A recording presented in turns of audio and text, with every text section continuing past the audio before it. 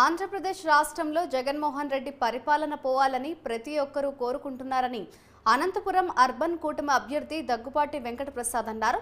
రేపు ఎమ్మెల్యే అభ్యర్థిగా తాను, ఎంపీ అభ్యర్థిగా అంబికా లక్ష్మీనారాయణ నామినేషన్ దాఖలు చేస్తున్న సందర్భంగా ప్రతి ఒక్కరూ హాజరవ్వాలని ఆయన కోరారు.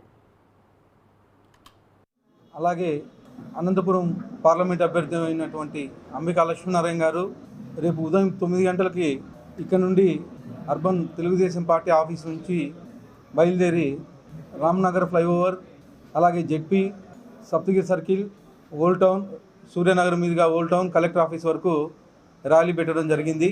ప్రతి ఒక్క కార్యకర్త, తెలుగుదేశం, జనసేన సైనికులు, అలాగే బీజేపీ కార్యకర్తలు, నాయకులు అందరూ పాల్గొని నామినేషన్ ర్యాలీని దిగ్విజయం చేయాలని చెప్పేసి కోరుతా ఉన్నాను.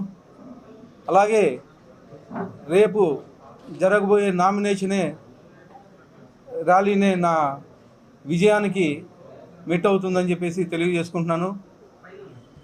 ఈ సైకో పాలన నుంచి ప్రజలైతేమి, కార్యకర్తలైతేమి మొత్తం ఎప్పుడెప్పుడు వెళ్ళిపోతుందా అని చెప్పేసి ఎదురు చూస్తున్నారు. వచ్చే నెల 13వ తేదీ ఎలక్షన్ జరగబోతూ ఉంది. ప్రతి ఒక్క తెలుగుదేశం కార్యకర్త వీర సైనికులు మాదిరి 20 రోజులు కష్టపడి పార్టీ విజయానికి కృషి చేయాలని చెప్పేసి తెలియజేసుకుంటున్నాను. నేను